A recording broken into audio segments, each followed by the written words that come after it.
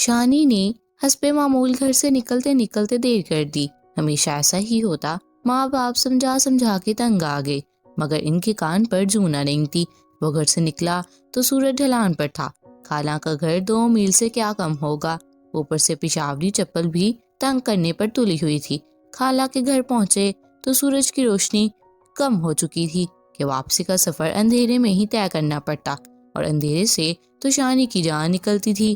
خالہ نے تو لاڈلے بھانجے کو ہاتھوں ہاتھ لیا، بہن بہنوئی اور دوسروں کا حال چال پوچھا، محبت سے گلے لگایا، شربت پلایا، شانی کی امی کا پیغام وصول کیا اور ادھر ادھر کی باتیں کرنے لگیں۔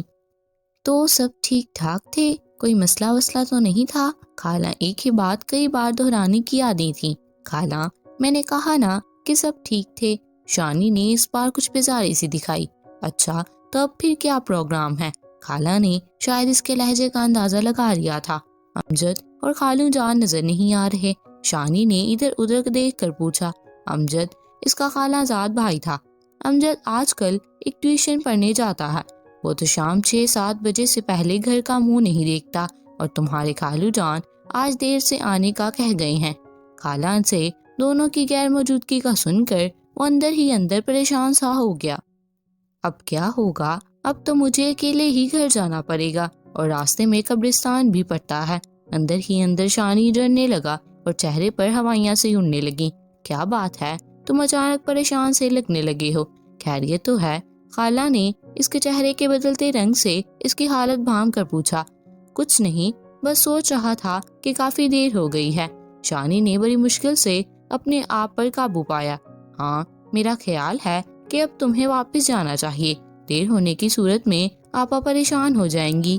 آج تمہارے خالو جان بھی گھر پر نہیں، ورنہ وہ تمہیں موٹر سائیکل پر چھوڑ آتے۔ خالہ سر ہلاتے ہوئے بولی۔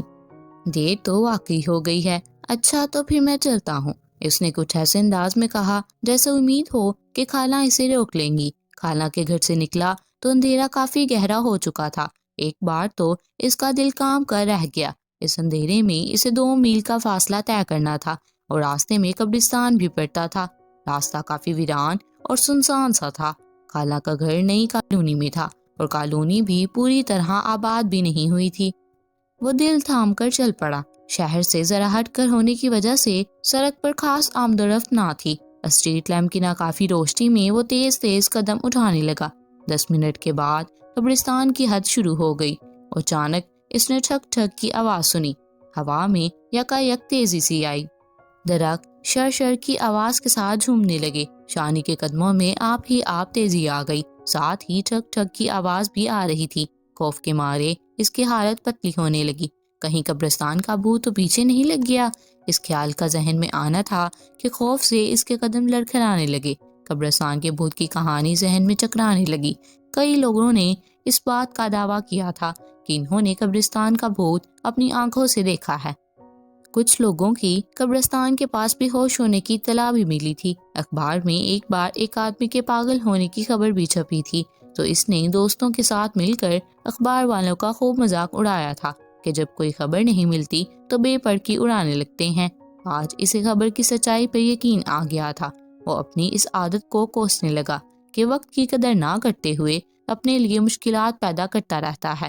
اگر وقت پر گھر سے نکلا ہوتا تو خالہ کے ہاں پہنچنے اور واپسی کا سفر اختیار کرنے میں دیر نہ ہوتی، اور اب تک گھر میں بیٹھا مزے سے ٹی وی دیکھ رہا ہوتا۔ خیر، میں آئندہ احتیاط کروں گا، خود سے وعدہ کرتے ہوئے اس نے اپنی رفتار اور بڑھانی چاہی، تو ٹھک ٹھک اور ٹک ٹک کی آواز مسلسل اس کا پیچھا کرنے لگی۔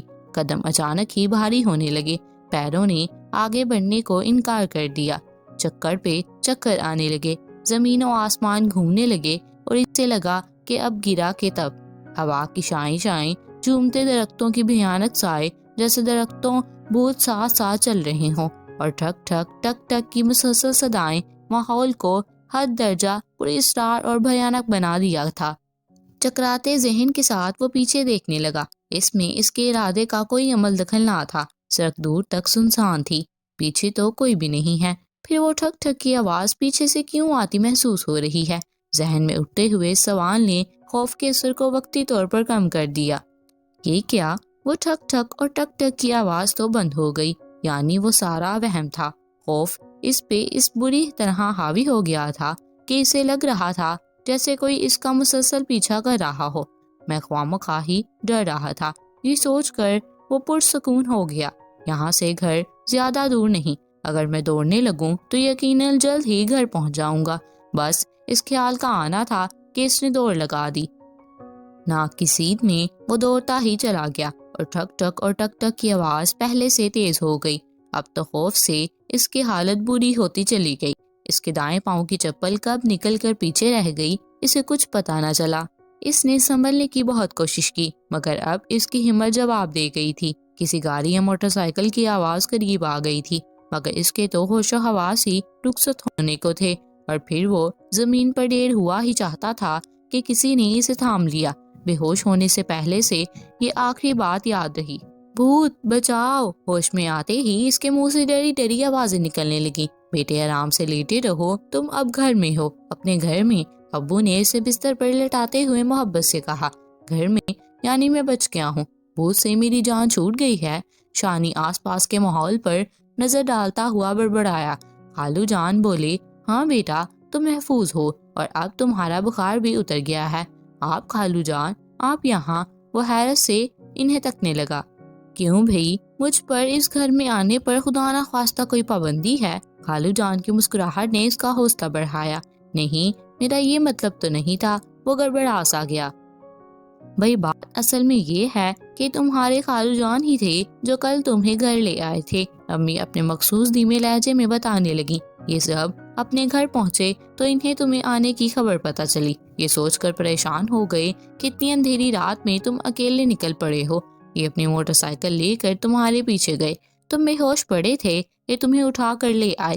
تم غالباً دہشت سے بے ہوش ہو گئے تھے، اس لیے تمہیں تیز بخار نے آ لیا۔ اب کہیں 12 گھنٹوں کے بعد جا کر تمہارا بخار اترا ہے۔ اب دوسری بار تمہیں خالو جان دیکھنے کے لیے آئے ہیں۔ ابو نے بکیاں باتیں بتا کر اس کے ذہن کی خلش دور کی۔ ابو لوگ ٹھیک کہتے ہیں، قبرستان کا بھوت موجود ہے۔ اگر خالو جان نہ آتے تو نہ جانے کیا ہو جاتا۔ بھوت کا ذکر کرتے ہوئے اس کے اونگٹے کھڑے ہو گئے۔ میں یہ بھلا بھوت کہاں سے آ گیا؟ امی حیرت سے بول پڑی۔ امی میں آپ کو ساری بات بتاتا ہوں، پھر آپ کو میری بات کا یقین آ جائے گا۔ یہ کہہ کر شانی نے قبرستان کے بھوت کی ساری کہانی ڈرتے ڈرتے سنا دی۔ وہ ہر طرف یوں دیکھ رہا تھا جیسے ڈر ہو کہ کہیں بھوت نہ آ جائے۔ خالو جان بولے، میرا خیال ہے کہ میں اس بھوت کو بڑی اچھی طرح جانتا ہوں۔ آپ بھلا اسے کیسے جانتے ہیں؟ شانی نے حیرت سے کہا۔ اگر تم اپنی آنکھیں بند کرو تو میں ابھی تمہارے بھوت کو یہاں پر بلوا سکتا ہوں۔ خالو جان کے چہرے پر کھلتی ایک شریر سی مسکراہٹ نے شانی کو یقین دلا دیا کہ کہیں کوئی گڑبڑ ہے ضرور۔ ان کے ساتھ سب ہی مسکرا رہے تھے۔ ٹھیک ہے، میں آنکھیں بند کرتا ہوں، آپ بھوت کو بلوا دیجئے۔ اسے یقین تھا کہ اتنے لوگوں کی موجودگی میں بھوت اسے کچھ نہیں کہے گا۔ اچانک وہی ٹھک ٹھک اور ٹک ٹک کی آوازیں آنے لگیں۔ بھوت؟ شانی کے ہونٹوں سے ڈری ڈری آوازیں نکلنے لگیں تو خالو جان نے اسے آنکھیں کھولنے کو کہا۔ ڈرتے ڈرتے اس نے آنکھیں کھولیں۔ کمرے میں صرف گھر کے لوگ ہی تھے۔ تو پھر بھوت کی آواز کہاں سے آ رہی ہے؟ یہ تمہاری ٹوٹی ہوئی چپل سے آ رہی ہے، خالو جان نے اس کا جملہ پورا کرتے ہوئے کہا۔ پھر خالو جان بتانے لگے کہ کیا ہوا تھا۔ تمہاری چپل کی ایڑی تقریباً ٹوٹ چکی تھی، صرف ایک کیل کے سہارے قائم تھی۔ اندھیرے میں ہلکی سی آواز بھی گونجتی ہے۔ جب تم چلتے تو ٹھک ٹھک اور ٹک ٹک کی آواز تمہارا پیچھا کرنے لگتی تھی۔ اندھیرے کا خوف رسی کو بھی سانپ مارنے پر مجبور کر دیتا ہے۔